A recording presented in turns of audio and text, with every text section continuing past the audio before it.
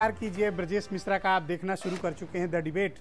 रविवार को उत्तर प्रदेश की सरकार का मंत्रिपरिषद विस्तार हुआ और ये विस्तार कई मायनों में बड़ा अजब गजब था। आज हम इस विषय पर चर्चा करने वाले हैं। बहनों भाइयों, इस सरकार के कार्यकाल का अंतिम मंत्रिपरिषद विस्तार रविवार को अचानक से कर दिया गया। सामान्य तौर पर भारतीय जनता पार्टी पितृपक्ष में शुभ कार्य करने से बचती है, लेकिन इस बार न जाने ऐसा क्या हो गया है कि सभी स्थापित परंपराओं को तोड़कर भारतीय जनता पार्टी की उत्तर प्रदेश सरकार ने मंत्रिपरिषद का विस्तार कर दिया है। इस विस्तार में 7 नए मंत्री सम्मिलित किए गए हैं, किसी को ड्रॉप नहीं किया गया।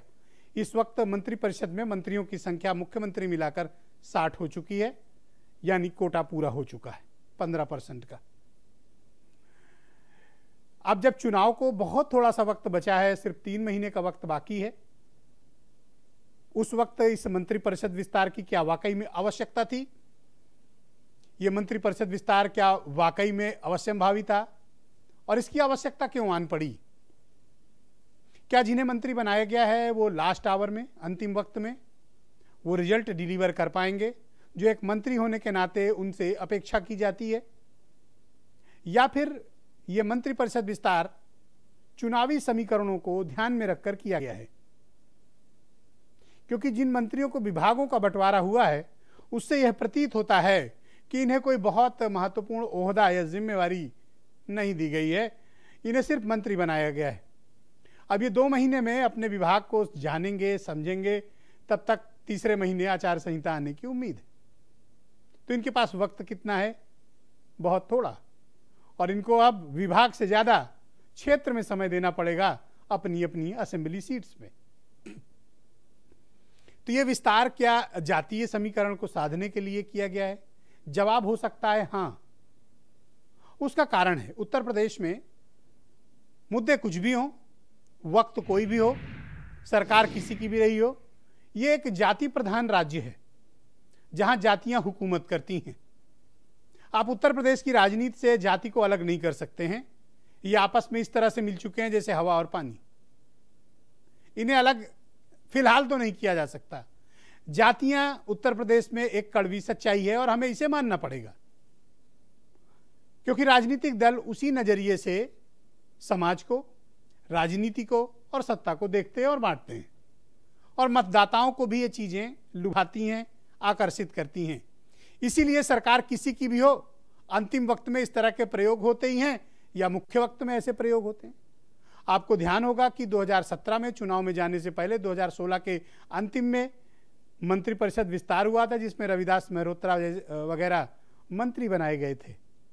आपको याद होगा, तब भी उनके पास वक्त सिर्फ 6-7 महीने का ही था। अब वक्त थोड़ा कम है, 2 से 3 महीने का वक्त बचा है। सरकारें किसी की भी रही हो, अंतिम वक्त में इस तरह के दांव खेले जाते हैं। लेकिन क्या इस तरह के दांव कारगर होते हैं? होते हैं, थोड़ा होते हैं। इंपैक्ट कितना जाएगा उसका नापने का पैमाना तो जब चुनाव होता है तब होता है, लेकिन समाज में मैसेज देने के लिए यह एक स्थापित परंपरा है।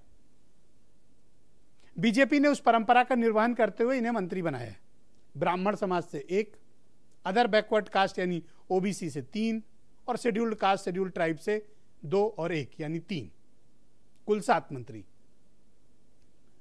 तो ओबीसी और एससी एसटी में बीजेपी की चिंता क्या है? क्या वाकई में यह वर्ग भारतीय जनता पार्टी इनको साधने की कोशिश कर रही है दोबारा अपनी तरफ? और इसका प्रभाव कितना पड़ रहा है? क्योंकि सामने जो अपोजिशन है वो अपोजिशन मुख्य तौर पर ओबीसी, बीसी, एससी और एसटी की पॉलिटिक्स उनकी मुख्य धारा है। यह भारतीय जनता पार्टी की सबसे बड़ी चिंता है और यह मेजॉरिटी में है। और अपोजिशन के साथ माइनॉरिटीज के वोट भी हैं जो उनको एक अलग मेरिट देते हैं। तो अगर ओबीसी, बीसी, एससी हटते हैं या बीजेपी से कम होते हैं या बीजेपी का इनमें पेनिट्रेशन कमजोर पड़ता है, उसका सीधा लाभ किसको जाएगा? विपक्ष को जाता है। इसीलिए इन जातियों को साधने के लिए तात्कालिक फार्मूला जो होता है, क्विक, जिसको मेडिकल लैंग्वेज में कोरामिन इंजेक्शन कहते हैं, कि तत्काल लगाया, जैसे आपको कुछ तरन ताकत की जरूरत हो तो कोई वो एनर्जी ड्रिंक्स आते हैं आजकल, पी लीजिए और कुछ घंटे चलिए। तो इसको आप इंजेक्शन भी कह सकते हैं कोरामीन का, या एनर्जी ड्रिंक भी कह सकते हैं, क्योंकि चुनाव तो बिल्कुल पास है। तो ये मंत्री क्या डिलीवर कर सकते हैं जिन्हें बनाया गया है, चाहे वो ब्राह्मण समाज के हों, चाहे ओबीसी हो, चाहे शेड्यूल्ड कास्ट हो और चाहे शेड्यूल्ड ट्राइब। क्या ये भारतीय जनता पार्टी का वो संदेशा अपने समाज तक, अपनी कम्युनिटी तक, अपने लोगों तक पहुंचाने में कामयाब हो पाएंगे? ये एक बड़ा गंभीर प्रश्न है और इसी प्रश्न में पार्टियों की जीत और हार छिपी हुई होती है। मैं ये उम्मीद कर रहा था कि जब विभागों का बंटवारा होगा तो हो सकता है कि कुछ लुक्रेटिव अच्छे महत्वपूर्ण पोर्टफोलियो मिलेंगे, लेकिन जितिन प्रसाद को टेक्निकल एजुकेशन मिला है, बाकियों को भी इसी प्रकार के डिपार्टमेंट हैं, बाकी तो राज्य मंत्री हैं। राज्य मंत्रियों को उनके कैबिनेट मंत्री काम उम देते नहीं है, आप डंडा झंडा ले लीजिए और क्षेत्र में घूमिए। तो आपको मंत्री बना दिया गया है, अब क्षेत्र में जाइए और काम कीजिए। विभाग में काम का वक्त अब नहीं है, क्योंकि पार्टी चुनाव में जा रही है। इसके लाभ होगा या हानि होगी, या सिर्फ कुछ लोगों का यह एडजस्टमेंट है? और इसके पहले का एक घटनाक्रम देखिए, भारतीय जनता पार्टी ने निषाद पार्टी के साथ अलायंस ऑफिशियली अनाउंस कर दिया और 4 एमएलसी भी बनाए। नामित एमएलसी हैं जो सरकार नामित करती है, उनमें संजय निषाद भी नामित हो गए हैं, यानी निषाद कम्युनिटी को भी साधने की कोशिश। तो मैं हमेशा कहता हूं, देखिए मुद्दों पर चुनाव कहां नहीं हो रहा है, चुनाव किस दिशा में जा रहा है? जातियों की तरफ। अगर वास्तविक और कोर मुद्दों पर चुनाव होंगे तो निश्चित तौर पर इससे उत्तर प्रदेश की आवाम का भला होगा। लेकिन मैंने पहले शुरुआत में ही अपने उद्बोधन में यह बात कही कि यह जाति प्रधान राज्य है और हमें इस सच्चाई को स्वीकारना पड़ेगा। और यह बात राजनीतिक दल बेहतर जानते हैं, अच्छे से जानते हैं। यह जनता की कमजोर नस है जो पार्टियों ने दबा रखी है, और हर जाति इसमें फंसती है।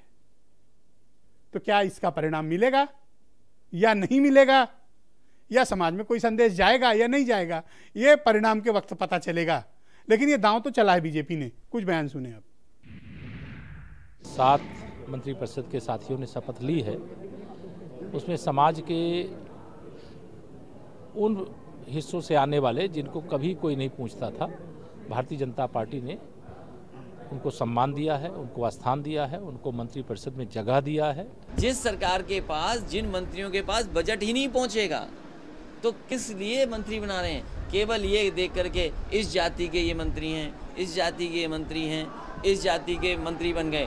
जाति के मंत्री बन जाने से लाभ नहीं होना है। मैं इस मंत्रिमंडल विस्तार को संविदा मंत्रिमंडल विस्तार कहूंगा, क्योंकि दिसंबर में या जनवरी में आचार संहिता लग जाएगी, तो 3 महीने के लिए मंत्री बनाए गए हैं। 3 महीने के लिए संविदा मंत्रिमंडल विस्तार में दलित और पिछड़े याद आ रहे हैं।